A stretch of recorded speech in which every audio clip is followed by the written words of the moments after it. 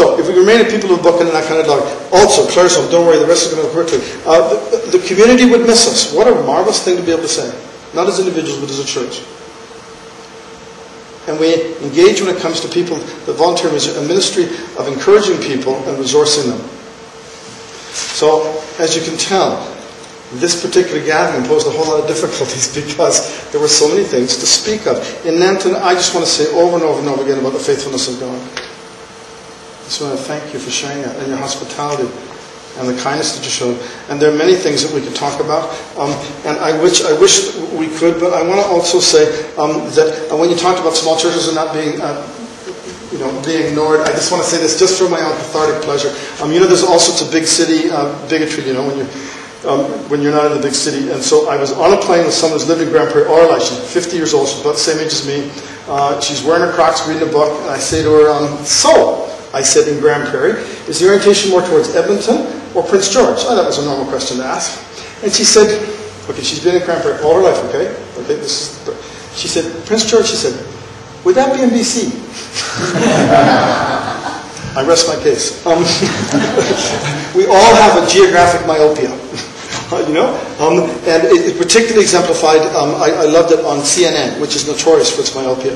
They were talking about rice shortages, and they were very intensely concerned about starvation around the world. And then there was a wonderful expression. He said, let's get back to us.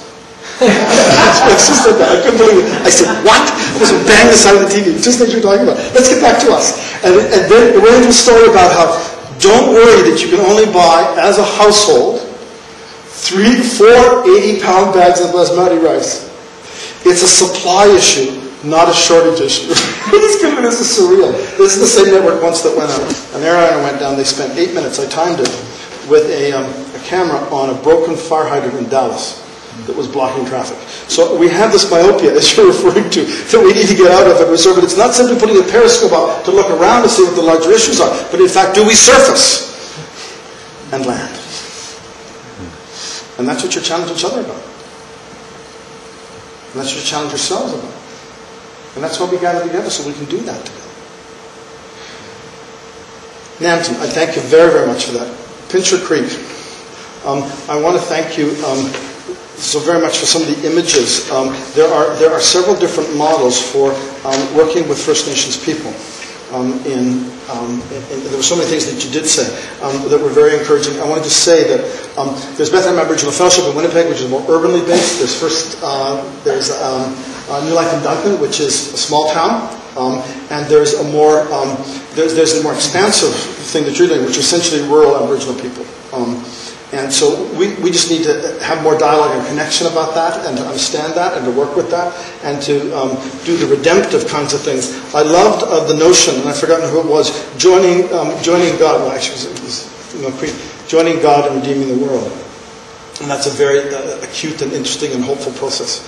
Thanksgiving for new staff and the whole shift of that. I love the way you're driving along the highway and your Pincher Creek's sort of in a bowl. But I also noticed in Pincher Creek, and I'm concerned about the wealth that we have, of the poverty. I remember walking up and down the main street of Pincher Creek with the box store outside of town. And the closed up stores. And it's probably 2 out of every 3. And you know that people's livelihoods that have been spending years and years in doing that, and that's happening over and over and over again. So it's encouraging, very encouraging, that what you talk about. But as you talk about influences and circles of influences and all those kinds of things, how helpful that is and encouraging that is, and you practice hospitality that you practiced with us last year that we deeply appreciated, you're going to practice tomorrow night, I just think is really exciting and encouraging.